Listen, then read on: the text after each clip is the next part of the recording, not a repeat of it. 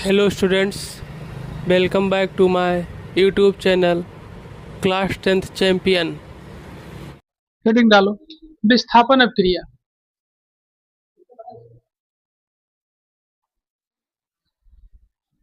अभी देखो कहाँ पढ़ावा जाता है। Hello students, welcome back to my YouTube channel class 10th champion. आज हम लोग शुरू करने वाले हैं विस्थापन अभिक्रिया के कुछ रिएक्शन के बारे में, जिसमें हम लोगों ने विस्थापन अभिक्रिया के कुछ चीजों को समझा था।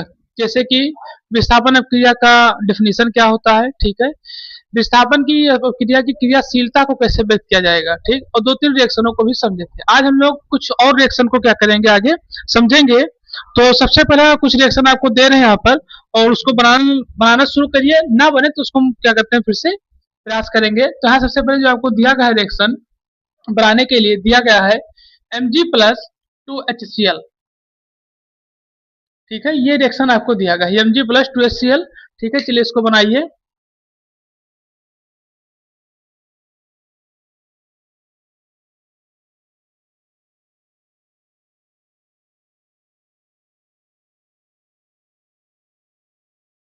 तो जैसे बहुत से स्टूडेंट्स ने इसको बना के दिखाया, ठीक है, तो एक बार हम इसको आपको समझाना चाहेंगे कि किस तरीके से बनेगा, ठीक है।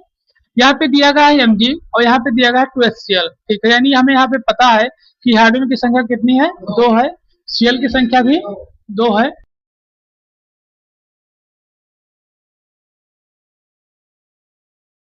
तो ये आपका हो जाएगा MgCl2 और प्लस H2, ठीक है। ऊपर है वो ये बता रहा है कि ये गैस के रूप में हाइड्रोजन जो है क्या हो रहा है, विमुक्त हो रहा है, यानी कि निकल रहा है, ठीक है। ये चीज इसमें बताई गई है।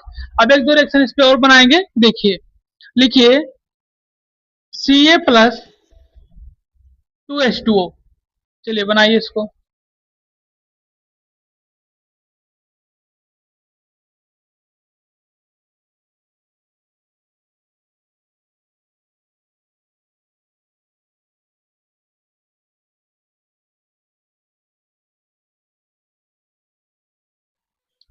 तो यहाँ सबसे पहले आपको दिया गया है कैल्शियम, ठीक, और साथ साथ क्या दिया गया है, हाइड्रोजन। इसका जो लोग रिएक्शन करेंगे तो बनेगा क्या, ये देखेंगे। तो ये बनेगा आपका CaOH का होल ट्वाइस प्लस, अब देखिए यहाँ पे कितने हाइड्रोजन फिर बचे हैं, एक हाइड्रोजन, ये 4 हाइड्रोजन थे, 2 हो गए, और 2 हाइड्रोजन अभी क्या है, बचे हुए हैं।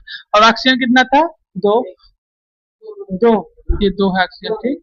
और ये आपका कैल्शियम एक, तो CaOH का क्या बन गया, होल ट्वाइस और H2 गैस के रूप में निकलेगा, ठीक।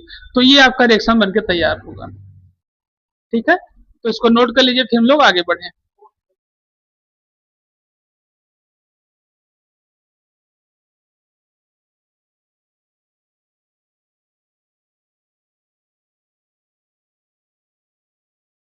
तो इसमें जो है, अब यहाँ पे अगर देखा जाए तो विस्थापन अभिक्रिया आपकी क्या होती है, समाप्त होती है, ठीक है। इसमें कुछ रिएक्शन और दिए गए हैं जो हम आपको लिखा दे, उसको आप करिएगा, ठीक है। नहीं लेगा तो आप उसको कमेंट करिएगा, ठीक है, फिर से उसको बताया जाएगा।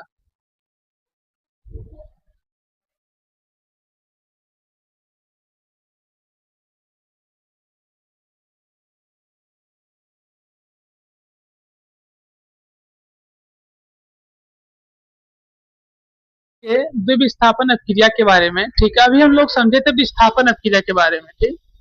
तो विस्थापन अभिक्रिया में यह होता था कि एक कोई तत्व दूसरे, मतलब इस तरह की व्यवस्था कि एक कोई तत्व दूसरे प्रोडक्ट के साथ रिएक्शन करके, यानी यौगिक के साथ रिएक्शन करके एक नया यौगिक बना लेता था, नया प्रोडक्ट बनाता था। जैसे अभी हम आपसे कहें कि Mg के साथ में H2SO4 का रिएक्शन किया जाएगा तो MgSO4 प्लस H2 निकलता था। तो यहाँ देखिए Mg एक अकेला तत्व है, ठीक है, लेकिन H2SO4 एक तरीके से प्रोडक्ट है, यौगिक है, ठीक है। यानी इसमें क्योंकि हाइड्रोजन भी है, सल्फेट भी है और ऑक्सीजन भी है, तो 3 तत्व इसमें है, लेकिन ये रिएक्शन कर रहा है Mg के साथ में। तो यहाँ आपके साथ यहाँ जब रिएक्शन होगा तो क्या बन जाएगा, MgSO4, ठीक है, और साथ साथ हाइड्रोजन एक अकेला बाहर निकल कर आएगा।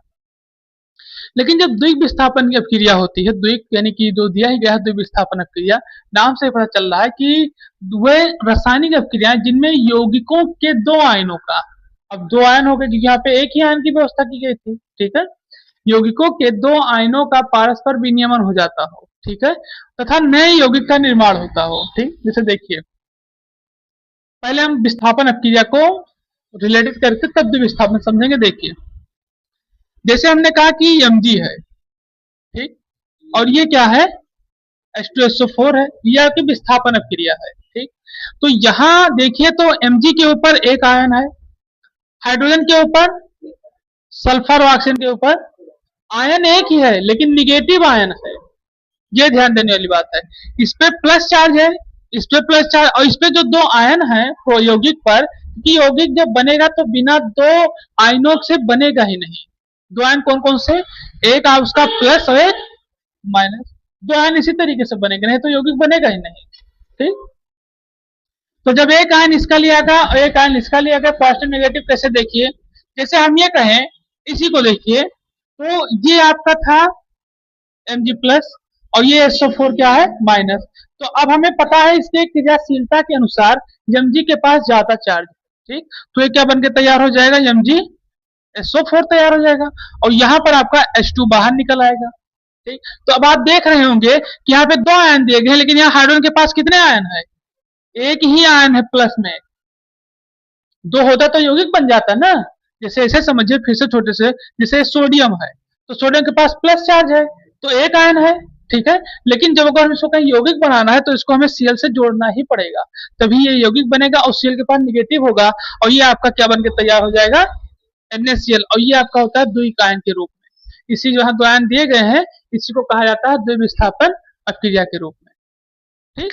तो ये आपका होगा इसी प्रकार से। अब हम इसमें क्या करेंगे, इसमें यही चीज करेंगे कि जब दो आयन इस तरीके से कार्य करने लगे कि परस्पर विनिमय, मतलब विनिमय हो जाए और उनसे एक नए यौगिक का निर्माण हो, ठीक, उसी को क्या कहा जाता है, द्विविस्थापन अक्रिया कही जाती है, ठीक है। तो अब हम लोग इसी को क्या करेंगे, एक तरीके से समझेंगे और जानेंगे रिएक्शन के माध्यम से कि किस तरीके से दो आयन आपस में विस्थापित होते हैं या आपस में विनियमन यानी कि आदान प्रदान का कार्य करते हैं, जिससे हमारा नया उत्पाद तैयार होता है, ठीक है। तो चलिए फिर देखते हैं आगे। चलिए इस पे एक दो रिएक्शन करेंगे, चलिए रिएक्शन लिखिए, इसका लिखिए। अब इसमें ध्यान रखिएगा, इसमें अकेला एक आयन नहीं दिया जाएगा, इसमें दो आयन दिए जाएंगे। जैसे अभी हमने बताया ना कि अकेला एक आयन होता तो हम लोग Mg सिर्फ लिखते थे, लेकिन इसमें यौगिक साथ लिखेंगे, यानी इसमें डबल आयन होगा, प्लस भी होगा और माइनस भी होगा, ये ध्यान रखिएगा। तो जैसे Ag हो गया और NO3 हो गया, ठीक है, क्या हो गया, Ag हो गया और NO3 और प्लस NaCl, ठीक है, ये रिएक्शन आपको दिया गया है, Ag NO3 और प्लस NaCl, ठीक है, यानी कि सिल्वर नाइट्रेट और सोडियम क्लोराइड, ये आपको दिया गया है, ठीक है। तो आप इसको क्या करिए, बनाइए, ठीक है, चलिए शुरू करिए।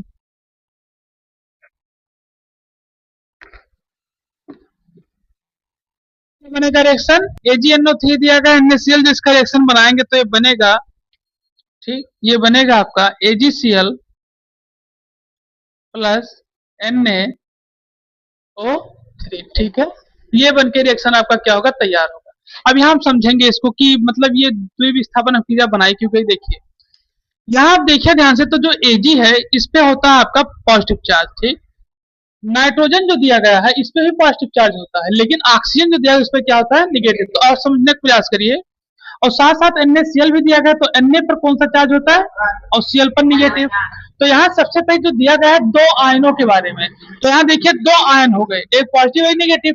और जो विस्थापन अक्रिया होती थी, तो विस्थापन अक्रिया में Mg को अकेला लिखा जाता था और साथ में एक यौगिक लिखा जाता था। यौगिक मतलब यही कि जैसे H2SO4, तो Mg के साथ में जब SO4 को जोड़ते थे तो MgSO4 बन जाता था, और ये H2 जो था वो अकेले फिर विस्थापन अक्रिया के माध्यम से अकेले एक ही आयन से बाहर निकलता था, ठीक। तो इस तरीके के इसको क्या किया गया बताया विस्थापन अक्रिया के बारे में। अब इस पे हम एक दो रिएक्शन और करेंगे, ठीक है, फिर ये आपका टॉपिक मतलब खत्म, फिर आगे हम लोग समझेंगे, ठीक।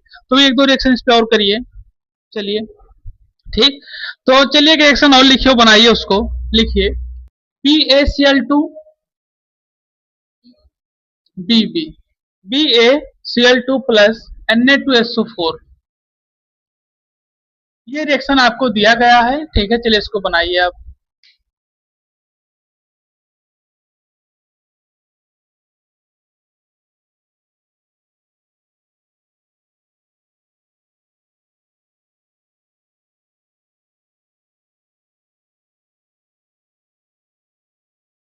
यहाँ बताया था BaCl2 प्लस Na2SO4 के बारे में। ये रिएक्शन दिया गया है, इस रिएक्शन को हम लोग क्या करेंगे, जो कि आप लोगों ने बनाया भी है। तो ये बनेगा क्या है, देखिए ये बनेगा आपका BaSO4, ठीक, और साथ साथ फिर बच रहा है आपका Na2 और Cl2, तो ये क्या बनेगा आपका 2NaCl, ठीक है, नहीं सही नहीं है, ठीक है। इस तरीके से क्या होगा, बनेगा रिएक्शन, ये ध्यान रखिए।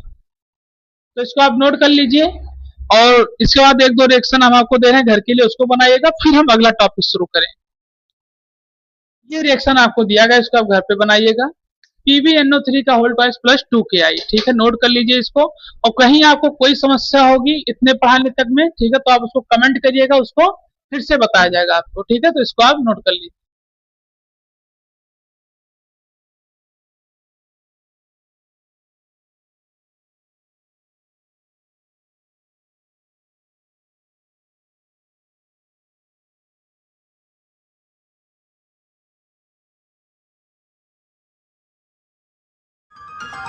चैनल को लाइक करें, शेयर करें, सब्सक्राइब और फॉलो करें।